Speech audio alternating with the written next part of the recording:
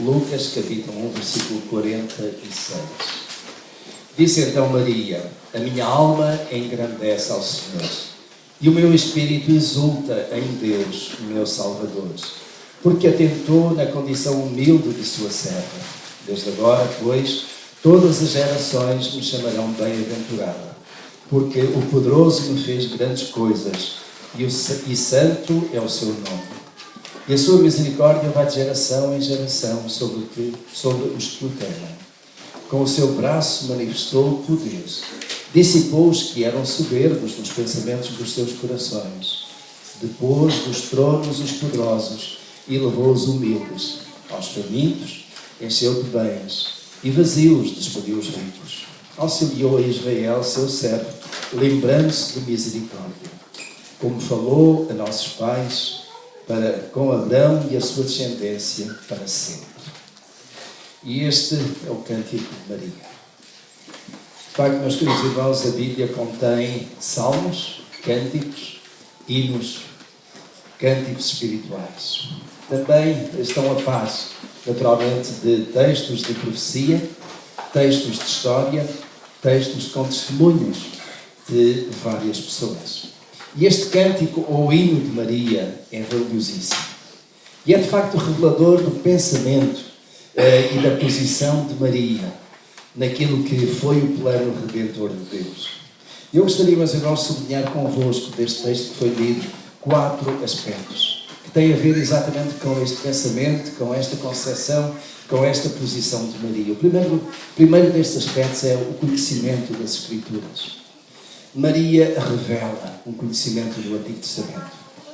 Lembramos que nesta altura o Novo Testamento ainda não existia, ainda iria ser produzido, porque estamos exatamente no início, ainda Jesus não tinha nascido e todo o Novo Testamento tem a ver exatamente com essa vida, esse nascimento de Jesus, depois todo o seu ensino e a partir daí também a explosão da Igreja de Cristo através dos apóstolos. Mas de facto Maria conhecia o Antigo Testamento muito bem e este é o seu hino único com conceitos de grandeza e da misericórdia de Deus.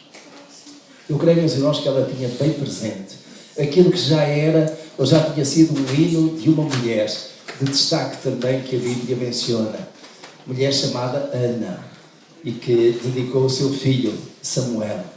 Eu gostaria que os irmãos, tendo a Bíblia aí, ou ficando aí com o marcador, pudessem ir para o primeiro livro de Samuel, no capítulo 2.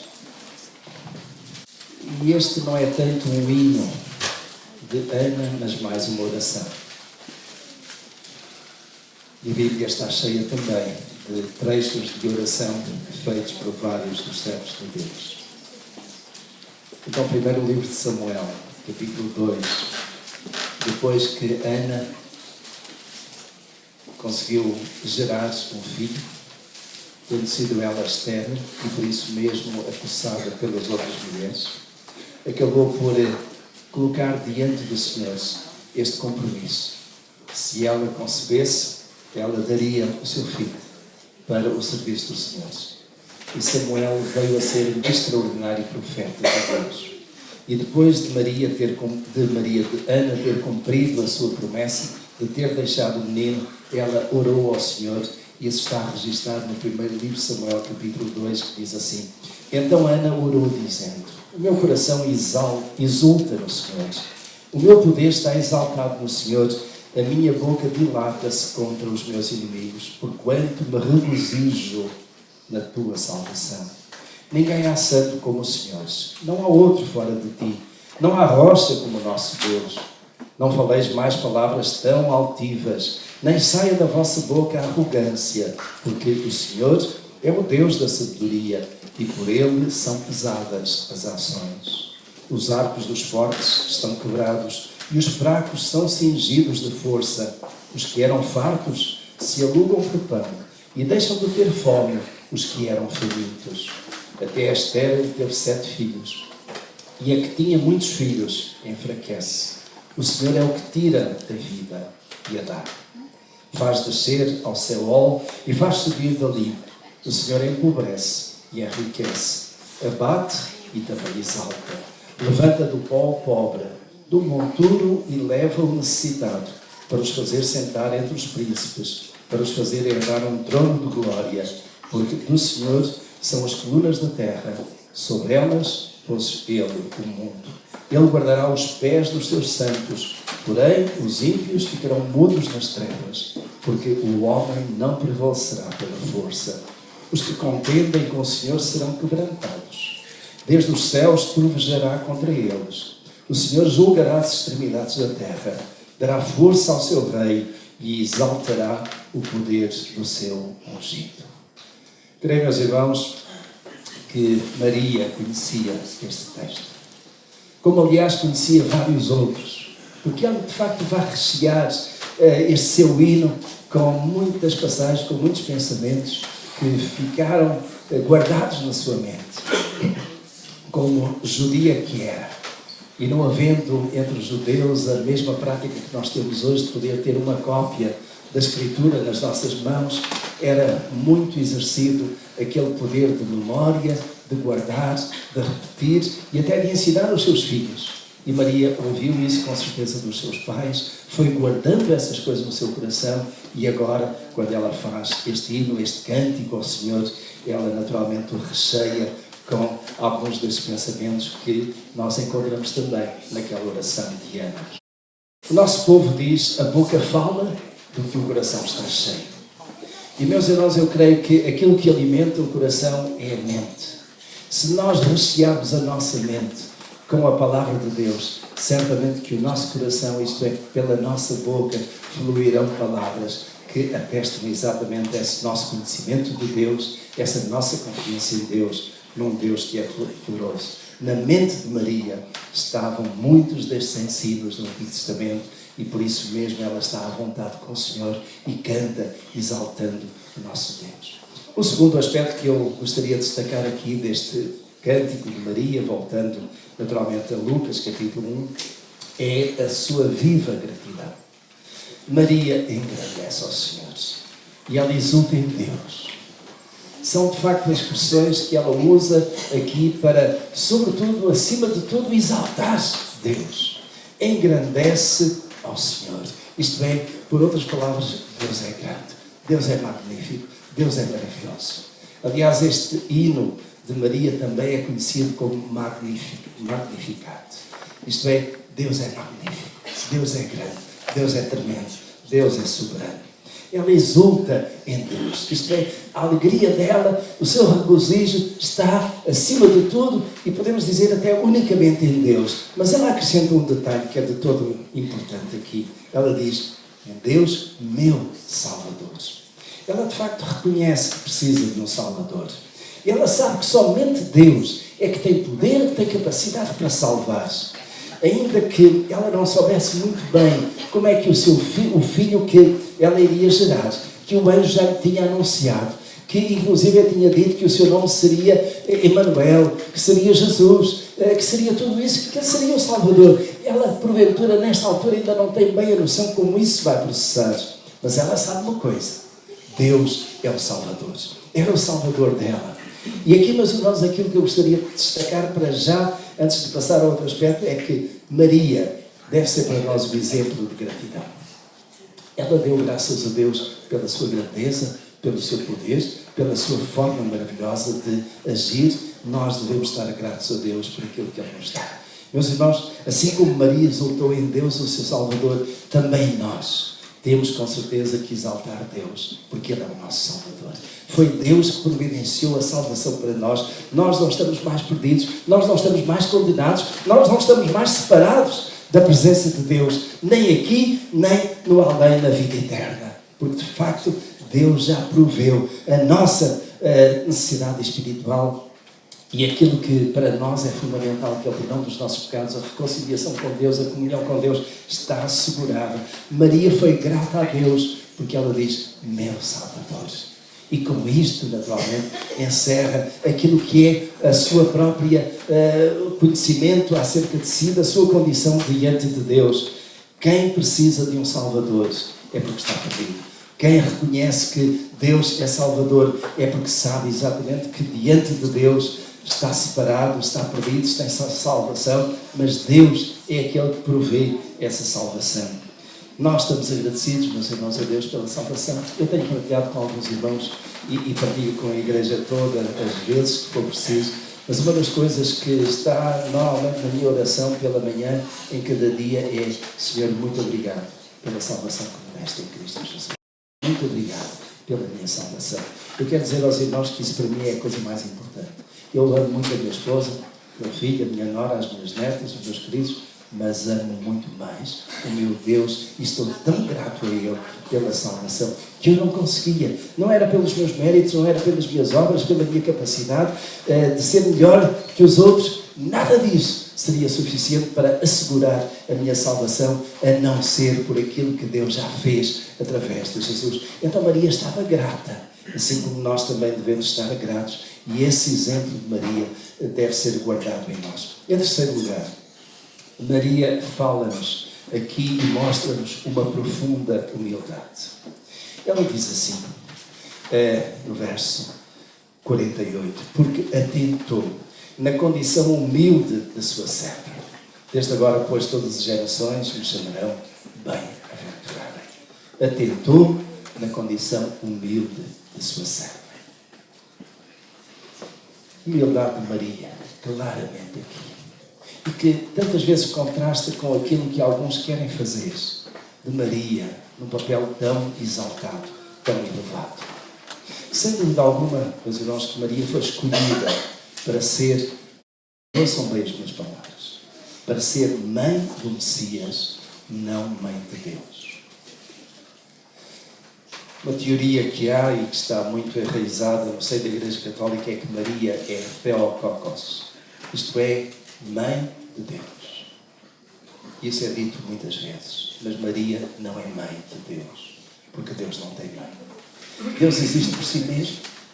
Mas qual é, digamos, o argumento que está subjacente a esta afirmação? É que se Jesus era Deus, e nós não temos dúvidas com isso, então Maria foi mãe de Jesus, logo Maria foi mãe de Deus.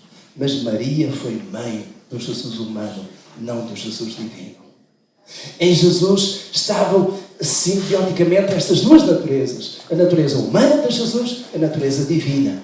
Jesus já existia antes que Maria concebesse. Jesus já era Deus. Por isso mesmo, nunca Maria pode alguma vez ser chamada mãe de Deus. A lógica é tão simples. Maria, sim, mãe de Jesus. Mãe do Jesus humano. Mãe daquele que ela gerou por ação do Espírito Santo. Milagre de Deus também, em que eu creio piamente. Porque não foi intervenção de homem. Foi de Deus para que Jesus, nascido de mulher, fosse realmente diferente, singular de todos os outros. Mas ainda assim, Maria concebeu um bebê. E esse bebê nasceu como qualquer um de nós, porém sem pecado. Sim, Jesus nasceu sem pecado. Mas Maria era pecadora. Claro que Maria não tem culpa, hoje, nunca teve, de dizerem que ela é mãe de Deus. De quererem exaltar uma posição que ela nunca teve, nunca reclamou para si. Também, meus irmãos, em nenhum texto, quer deste Cântico de Maria, quer em qualquer outro da Escritura, nós encontramos alguma palavra em que Maria se apresente como imaculada. E imaculada é exatamente o contraste daquilo que ela está a dizer, que atentou para a condição humilde da sua serva. E ao mesmo tempo dizer que em Deus meu Salvador. Quem é imaculado não precisa de salvadores. Não tem pecado. Quem é imaculado não precisa de ser salvo. Porque é puro, é santo. Os meus irmãos, Maria, de novo, não tem culpa daquilo que dizem acerca dela. E foi Pio IX, na sua bula Ineffabilis Deo, em 8 de dezembro de 1857, que decretou o dogma da Imaculada Conceição de Maria. Eu não vou falar muito mais nisso, porque daqui a um mês nós temos exatamente o dia 8 de dezembro, que por sinal é um domingo este ano, e que é o dia em que em todo o mundo, na comunidade católica, se celebra o quê? A Imaculada Conceição Maria. A juntar-se com outro feriado que nós conhecemos, que é o 15 de agosto, que é o da Ascensão de Maria. E há um terceiro dogma que está a ser preparado nesta trilogia mariana, que é da Maria ser corredentora com Jesus. Isto é, Jesus é o Redentor, mas Maria está lá ao lado. E tanto faz irmos a Deus por Jesus como por Maria, porque alcançamos redenção. No dia 8 de dezembro, eu trarei alguma informação mais sobre isto, e que tem a ver exatamente com Fátima. E com todo este conjunto de dogmas marianos. Mas Maria, meus irmãos, não tem culpa daquilo que disseram, daquilo que fizeram, daquilo que fazem dela. Maria foi uma mulher simples, de facto agraciada por Deus. Uma mulher que teve naturalmente virtudes, mas uma mulher que é isso mesmo, uma mulher que Deus escolheu. E que é bem-aventurada, ninguém tira isso, nem nós tiramos. Mas, meus irmãos, nós não precisamos de ir a Deus através de Maria. Porque vamos a Deus através de Jesus. Quem morreu na cruz do Calvário, por causa dos nossos pecados, não foi Maria, foi Jesus. E por isso mesmo, nós vamos ao Pai através de Jesus. Não foi isso que Jesus disse? Eu sou o caminho, a verdade e a vida. Ninguém vem ao Pai, senão por Jesus. Mas Maria não tem culpa daquilo que dizem ou que fazem. Que querem que ela seja, quando não é. Agora, Maria, meus irmãos, nem por isso a função, o papel, o lugar de Maria pode ser menosprezado nem desrespeitado. Nós consideramos Maria como sendo uma mulher virtuosa, uma mulher que foi humilde, uma mulher que se colocou diante de Deus e disse: faça, Senhor, conforme a tua vontade. Maria foi tremendamente usada por Deus. Em quarto e último lugar, meus irmãos, a confiança plena no auxílio do Senhor ao seu povo é demonstrado por Maria neste dia. Notem, meus irmãos, algumas passagens. Verso 49. Porque o poderoso me fez grandes coisas, e santo é o seu nome, e a sua misericórdia vai de geração em geração sobre os que o temem. Com o seu braço manifestou poder, dissipou os que eram soberbos nos pensamentos do seu coração. Depôs dos tronos os poderosos e levou os humildes. Aos famintos encheu de bens e vazios despediu os ricos. Auxiliou a Israel, seu servo, lembrando-se de misericórdia, como falou a nossos pais, e uma vez mais, Maria, reportando-se exatamente àquilo que era o conhecimento dela do Antigo Testamento e toda a história do povo judeu, para com Abraão e a sua descendência para sempre. E, meus irmãos, aqui muito sucintamente, só para realçar, a Maria reconhece, ela sabe isto, que a misericórdia de Deus vai de geração em geração. Passa de uma para outra. Isto mostra a fidelidade, mostra a continuidade, mostra o compromisso de Deus, mostra a aliança de Deus com o povo. E Deus cumpriu sempre a sua parte, ainda que o povo tantas e tantas vezes tivesse incumprido a sua. Ela depois diz, ele dispersou, Deus dispersou os soberbos e poderosos e os ricos. E eu creio que Maria estaria a pensar em pessoas como esta. E ao mencionar o nome ou, digamos, a identidade do povo, os irmãos com certeza identificam ricos e poderosos como Faraó, no Egito, Deus dispersou, os cananeus, na terra prometida, os filisteus ali, que sempre lutaram contra o povo judeu, também Senaqueribe da Síria, que a dado passo vai invadir Israel, também Amã, nos dias de Esther, a rainha, Amã que procurou por todos os meios que o povo fosse destruído e que o rei tivesse passado aquele decreto. E foi por intervenção de uma mulher, Esther, que tudo foi revertido, porque Deus estava lá. Então Deus dispersou os soberbos e os poderosos e os ricos. Mas também ela diz neste seu exaltou os fracos. E lembramos, penso que Maria se estaria a lembrar-se de José, no Egito, como foi fraco e depois foi exaltado. Moisés, que também tinha sido desprezado e que teve que ir a refugiar-se lá no deserto, mas que depois Deus vai buscar para conduzir aquele povo. E das fraquezas de Moisés, Deus tirou forças para durante 40 anos liderar aquele povo. Também de Davi, que era entre todos o mais humilde, o mais pequeno da casa de Jessé. Também Esther, já mencionei, Quem sabe se para um tempo como este foste colocado nestes lugares. Também Daniel, que foi lançado à cova dos leões, que teve tantas situações, que foi tão fraco, mas que Deus exaltou e trouxe acima. E também, finalmente, voltando aqui para a própria Maria, como ela foi escolhida, como pobre virgem de Nazaré. E o que era Nazaré?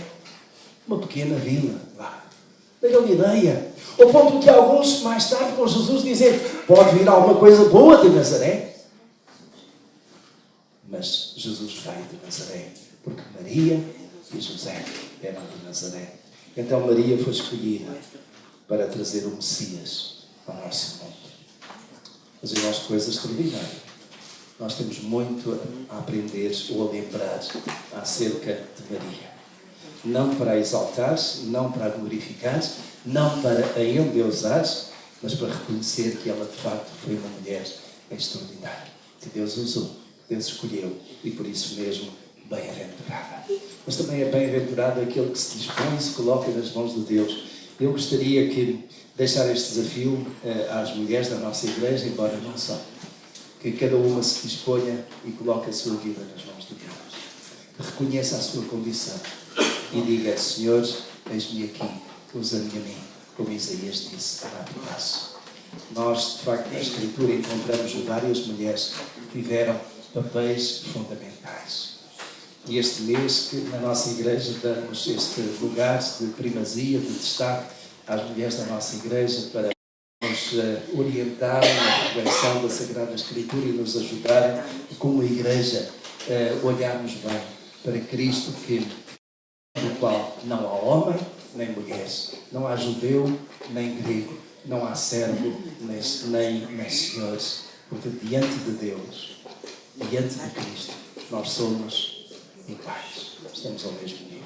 E isso é uma das coisas também que, de certo modo, está subjacente, no meu entender, a esta revolução que veio com o cristianismo, em que, em Cristo Jesus, não importa se você tem um diploma, ainda que reconhecido, ainda que isso dê naturalmente toda a credibilidade, e é importante, mas em Cristo Jesus, tão importante é obter um diploma como aquele que é iletrado.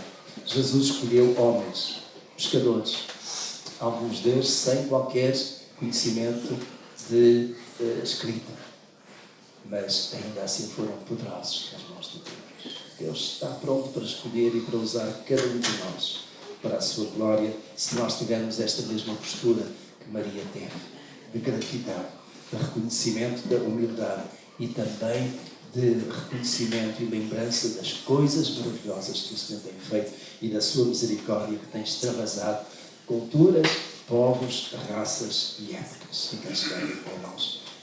Pai nosso, muito, muito obrigado pela tua graça maravilhosa para nós. Muito, muito obrigado pelo Salvador Jesus Cristo. Muito, muito obrigado, oh Deus, porque Ele, na verdade, foi o Filho de Deus que veio a este mundo para nos resgatar, para nos levar a uma comunhão contigo. E nós estamos eternamente gratos, Senhor. Sabemos que por causa do sacrifício de Jesus, não há mais condenação sobre nós, mas Tu nos justificas, não pelos nossos méritos, não porque nós pagámos alguma pena, mas tão somente pela Tua graça maravilhosa, que olha para nós com o coração arrependido e contrito e nos aceitas tal como estamos. A verdade, Senhor, é tal como nós estamos que vamos a Ti e te suplicamos, Senhor, a Tua graça maravilhosa para a nossa vida. Eu te peço, oh Deus, por mim, por cada um dos meus irmãos aqui, que um dia já fez esta oração, que já recebeu essa graça maravilhosa, em que o Espírito do Senhor entrou na sua vida. Mas te peço, oh Deus, também por aqueles que ainda estão a lutar com isso. Talvez porque ainda há qualquer obstáculo, qualquer dificuldade, qualquer passo a ser dado, Senhor. Mas, Pai do céu, Teu Espírito é aquele que convence todo o pecador do seu pecado, da justiça e do juízo de Deus. Oh, Pai do céu, eu te oro em nome de Jesus, que o Teu Espírito esteja incomodando cada um, esteja, na verdade, Senhor, ajudando cada um, abrindo os olhos para que possam ver pela fé que Jesus Cristo já pagou o preço total e cabalmente. Muito, muito obrigado, Pai do céu. por essa redenção que Jesus conseguiu por nós. Abençoa, Senhor, as mulheres da nossa igreja. Durante este mês vão ter uma ação mais relevante, mais contínua, Senhor. Que, ó Deus do céu, a cada uma, tu dispensa a tua graça, a tua sabedoria, a tua força, Senhor. E que o valor e o dom que tu tens dado a cada uma sejam colocados ao teu serviço, para a tua glória. Ser engrandecido, ser exaltado através das mulheres da nossa igreja. Em nome e por amor de Jesus. Amém.